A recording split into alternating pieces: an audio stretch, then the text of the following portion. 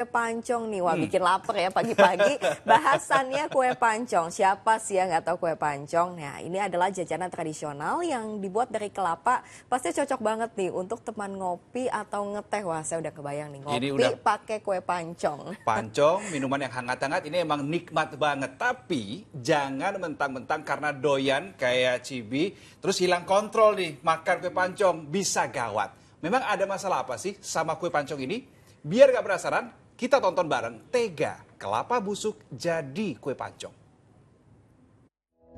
Tahu sama jajanan satu ini? Yaps, kue pancong. Makanan tradisional satu ini basis penyukanya main banyak.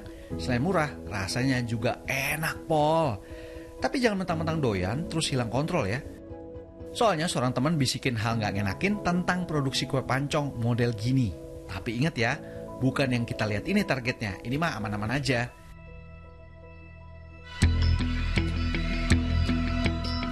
Kalau temen sih ngarahin sama pedagang satu ini. Ngomongnya yang penting jangan sampai ngedip tuh mata. Biar ngerti nggak beresnya di mana. Dilihat dari jauh, si Babe naga-naganya udah mulai mau produksi tuh.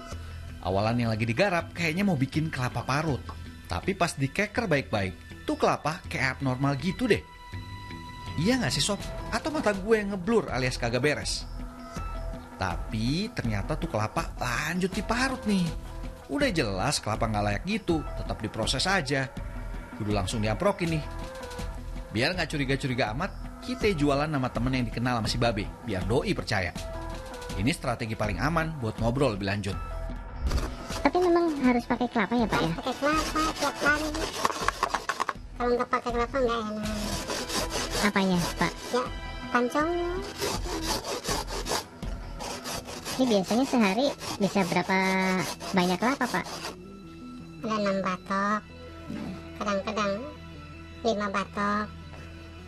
Oh banyak juga berarti ya Pak ya? Banyak. Kalau nggak banyak nantinya nggak enak.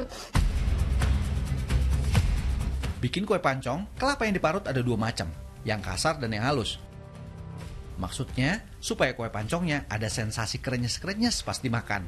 Lanjut, nyiapin bahan lainnya. Ini pakai beras yang asli ini Pak? Yang masih butiran? Iya. Lah, mau diapain ini Pak berarti? Tuh, Maksudnya mau dibikin apa ini Pak? Tepung gitu Pak? ya bikin tepung buat bikin kue pancong. Oh memang ada campurannya Pak harus? Kalau mau dibikin tepung kan harusnya kan udah ada itu Pak yang dijual itu Pak. Kalau yang dijual kurang enak. Kurang rasanya kurang enak, kurang mantap. Agak unik si Babe ini. Nggak cari yang simple, malah ngerepotin diri. Pakai numbuk beras segala. Padahal yang jual tepung beras kemasan juga banyak. Katanya sih biar lebih ngirit dikit. Pak, tapi kalau saya lihat kok ini sih Pak, warnanya nggak putih bersih kayak gitu Pak. Iya, justru lebih bagus kayak beginian. Yang putih mah kurang enak, kurang bagus. Ini mah, iya, ini mah asli beras. Ya terserah ente aja deh Be. Mau di komen model gimana juga tetap aja zigzag jawabannya. Pak ini beras yang tadi dipakai buat numbuk itu ya Pak ya? Iya, buat bikin tepung. Tapi kok ini sih Pak kondisinya kayak kotor terus udah ada debu-debunya kayak gini sih Pak? Kalau ada debu-debunya juga bagus ini. Beras yang bagus, yang asli. Tapi masih bagus maksudnya Pak? Bagus, buat saya masih menguntungkan. Karena ini menumbuknya saya kan nggak lama-lama, ini udah ada tepungnya nih. Next step, si Babe gercep langsung bikin adonan kue pancong. Ternyata ada campuran tepung lain, yaitu tepung terigu yang nggak boleh absen dalam meracik adonan kue pancong ini. Dan setelah adonan tepung rata tercampur, baru deh kelapa parut ini dimasukin. Kelihatannya kayak nggak ada masalah, tapi sebenarnya Ini kelapa yang tadi dipakai itu Pak? Ya iya. Yang mana lagi? Nggak ada lagi. Tapi kok warnanya kayak gini Pak? Agak kotor kayak gitu Gini Pak? gimana? Bagus ini. Ini mah cuma kotoran sedikit. Tuh, diusap juga nggak ada. Tuh, ya kan? Dibuang. Tuh.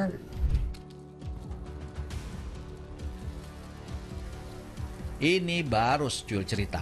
Ada hal lain yang pasti bikin lo pade ikutan melongo pas si Babe nyampurin bahan ini. Itu apaan Be?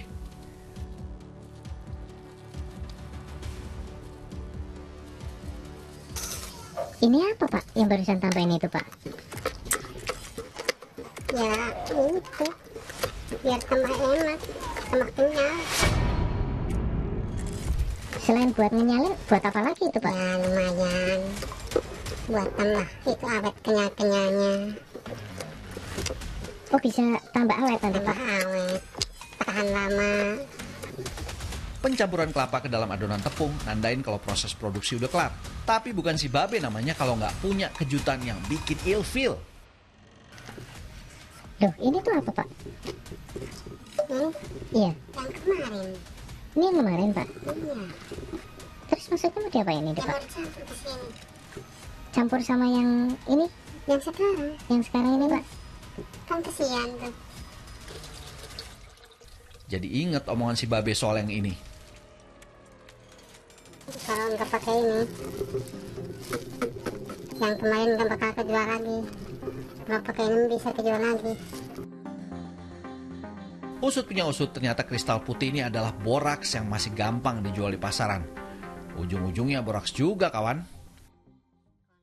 Butuh bukti lain, kami coba sorot pedagang kue pancong yang lain. Kalau lihat cara dagangnya masih sama sih kayak yang sebelumnya. Yang beli juga lumayan rame kalau dipantengin dari tadi. Ini sih bisa jadi bahan telisik kami berikutnya. Tapi nanti pasti abang udah kelar jualan dan balik rumah.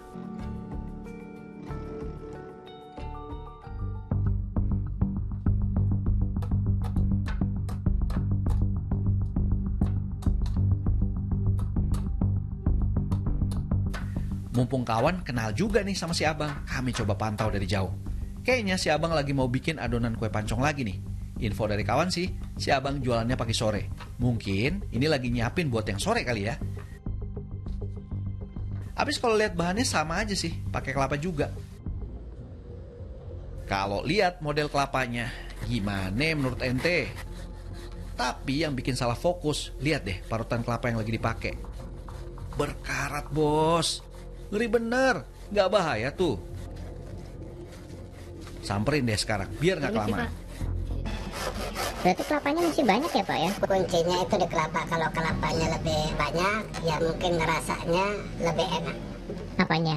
Rasa pancongnya itu. Oh gitu. Betul. Terus si abang ngedadak nyampurin kelapa yang udah dikeresekin sebelumnya. Udah gitu warna kelapanya jomplang banget pula. Jadi makin kuat dugaan gue kalau ada yang nggak beres sama kelapa yang diparut sebelumnya. Loh ini apa juga? Kelapa juga Pak? Kelapa, kalau tadi yang marut kasar, ditambah yang kelapa yang halus, barudan halus. Oh kenapa harus ini Pak? Ada yang kasar dan ada yang halus Pak? Ya untuk hasilnya baik, mungkin dicampur yang kasar sama yang halus disatuin. Saatnya bikin adonan kue pancong. Bahan yang dipakai masih sama dengan pedagang sebelumnya. Tepung beras, tepung terigu. Perbandingan tepung terigu dan tepung beras juga sama, nggak imbang. Tepung terigu lebih banyak. Alasannya ngirit budget belanja bahan. Justru tepung terigunya lebih banyak ya Pak ya? Ya, Perbandingannya berapa itu Pak? tepung berasnya setengah kilo, terigunya 2 kilo, 3 kilo, 3 kiloan ya Pak ya? 3 kilo. Setelah semua masuk ember, air dikucurin. Garam ikut masuk, biar kue pancongnya makin gurih. Si abang nape juga pakai acara cuci tangan gitu sih, jorok dah ah. Proses pembuatan adonan kue pancong emang gak ribet dan bahan bakunya pun gampang dicari di mana aja. Ntar dulu, itu apa lagi bang? Jangan-jangan sama kayak yang udah-udah. Ini apa Pak? Oh ini garam. Garam. Buat apa ini Pak? Ya tambahan buat ini, buat lebih gurih. Loh, Kalau kelapa kan pakai ini kan lebih mantap. loh bukannya tadi udah ditambahin garam ya Pak ya? Kenapa harus ditambahin garam ini juga Pak? Oh lain lagi. Ini kan kalau kelapa kan cepet basi ya. Ya ini kalau pakai garam ini ya bisa tahan lebih lama. Oh my god, template yang ngerugiin konsumen banget nih. Lagi-lagi Bleng alias Boraks ikut bermain. Ada lagi nih yang ngawur. Coba tengok deh. Bahan kelapa yang dipakai udah mulai busuk cuy. Ini kelapa tadi kebanyakan terlalu banyak kelapa, jadi bisa buat besok. Tapi kok kondisinya seperti ini Pak? Oh ini emang kayak gini tuh, masih bagus ini, masih bisa dimanfaatkan, tinggal dibuang yang ininya aja tuh. Bahaya dong kalau kayak gini. Bleng itu sebetulnya salah satu bahan kimia dengan nama boraks, nama lain boraks ya Mas, yang biasanya sering ditambahkan ke dalam bahan makanan itu, bukan hanya sebagai pengawet saja, tapi juga sering dipakai juga sebagai pengenyal. Efek yang akut mungkin kita bisa menyebabkan diare, mual, muntah atau gangguan pencernaan, dan efek jangka panjangnya yang tidak diinginkan memang nantinya bisa menyebabkan kanker, bahkan bisa menyebabkan kematian. Terus kalau mau nyicipin kue pancong yang benar dan higienis gimana dong? Nggak usah khawatir, banyak pakai banget itu mah. Nih ada rekomendasi yang wajib lu coba. Datang aja langsung ke lapak punya Pak Mujahidin di daerah Jagapura Kulon, Cirebon. Di sini kue pancongnya gede-gede guys dan dijamin juara rasanya. Apalagi dengan taburan kelapa parut yang super melimpah, bikin kue pancongnya enak dan nggak ada tandingannya. Kalau ngintip proses pembuatan adonan kue pancong, kamu pasti demen dah. Masalahnya buah kelapa yang dipakai selalu dalam kondisi yang fresh, dari kelapa batok utuh dan diparut langsung. Selain itu beras yang dipakai juga kualitas super, dicuci dulu, ngilangin kotoran yang masih ketinggalan di beras. Semua ini ia lakukan semata-mata buat ngejaga kualitas kue pancong yang dibikinnya.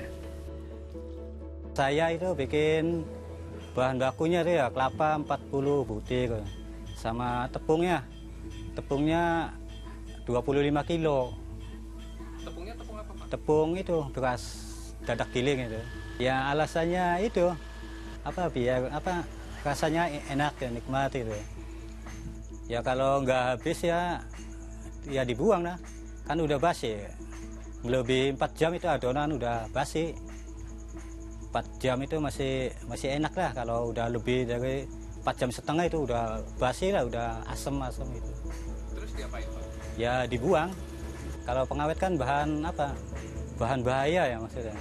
Nggak bagus lah buat kesehatan itu.